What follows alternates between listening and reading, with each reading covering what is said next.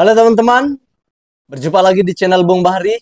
Oke, di video kali ini kita akan tetap membahas tentang Timnas Indonesia, khususnya Timnas Indonesia U23. Nah, di depan mata, ya, Timnas Indonesia U23 akan segera bertarung di ajang Piala Asia U23, ya tepatnya tanggal 15 April sampai dengan 3 Mei mendatang. Nah, Indonesia akan melakoni laga perdana melawan tim tuan rumah Qatar pada tanggal 15 April. Nah, Indonesia memulai pertualangan di ajang Piala Asia ini dengan mengikuti ajang babak kualifikasi Piala Asia U23. Tentunya Indonesia yang berstatus sebagai juara grup K ini berhasil melaju sampai ke putaran final Piala Asia U23 pada 15 April mendatang. Nah, Indonesia tergabung di grup A bersama tim tuan rumah Qatar, kemudian ada tim tangguh Australia, dan tim penuh kejutan Jordania. Nah, Indonesia tergabung di grup neraka. Secara fakta, memang Indonesia jauh berada di bawah ketiga negara tersebut. Ya. Tetapi Indonesia mempunyai keyakinan ya, datang ke ajang Piala Asia kali ini dengan pemain-pemain yang tampil bersama Timnas Indonesia senior di bawah asuhan pelatih Sinteyong. Ini yang menjadi motivasi Timnas Indonesia bertarung di ajang Piala Asia. Karena target dari PSSI adalah Indonesia harus bisa lolos ke babak perempat final Piala Asia U23. Nah, secara histori, lawan-lawan Timnas Indonesia ini memang jauh ya di atas Timnas Indonesia. Mereka sudah berpengalaman tampil di ajang Piala Asia U23. Sementara Timnas Indonesia U23 baru kali ini mengikuti ajang Piala Asia U23. Ini juga tidak terlepas permainan ciamik Timnas Indonesia ketika di kualifikasi Piala Asia U23. Yang mana saat itu Timnas Indonesia secara telak mengalahkan Timnas Cina Taipei dengan skor 9-0. Kemudian Timnas Indonesia secara tidak terduga berhasil mengalahkan Turkmenistan dengan skor 2-0. Nah, ini yang membuat harapan baru buat para pencinta Timnas Indonesia bahwa Indonesia mampu nantinya bersaing di grup neraka tersebut. Nah, secara kita kalkulasi ya, untuk Indonesia bisa lolos ke babak perempat final, tentunya Indonesia minimal harus bisa mengoleksi 4 atau sampai 5 poin. Nah, bagaimana cara mengoleksi mendapatkan 5 poin sampai 4 poin tersebut?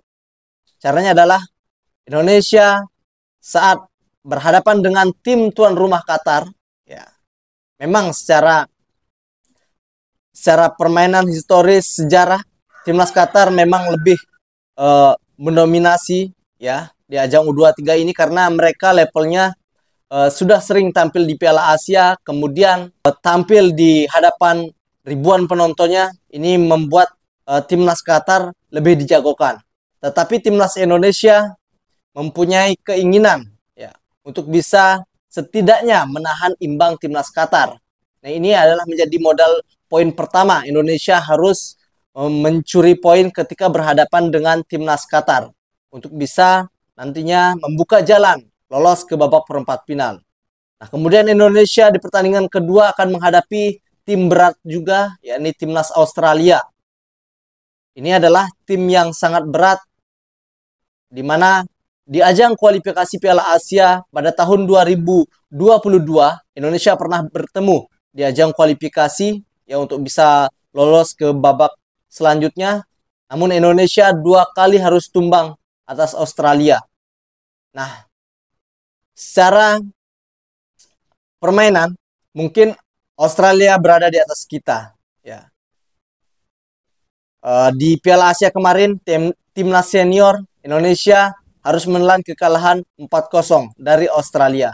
Tetapi kita juga harus optimis ya dengan skuad timnas Indonesia yang banyak dihuni oleh pemain timnas senior, tetapi usianya masih berada di bawah timnas U23.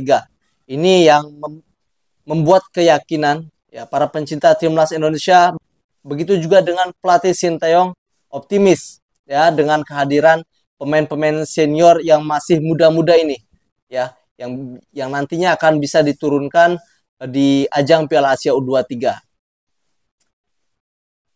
Nah, mungkin Indonesia juga harus bisa meraih hasil imbang ketika melawan timnas Australia. Nah, poin yang paling penting adalah Indonesia harus bisa mencuri kemenangan saat melawan timnas Jordania. Ini yang harus kita bisa mencuri poin 3 poin ketika melawan timnas Jordania. Jika itu semua terjadi, maka Indonesia mendapatkan 5 poin dan sangat pasti Indonesia bisa lolos jika semua itu bisa terjadi. Tetapi kita juga harus melihat kekuatan tim lawan di grup ini memang sangat sulit ya.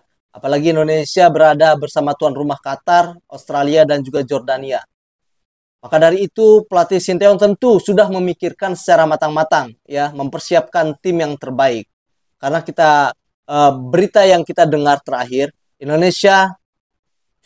timnas Indonesia U23 ini di bawah asuhan pelatih Sinteyong akan memanggil 25 nama pemain ya, yang akan resmi diumumkan PSSI pada besok ya.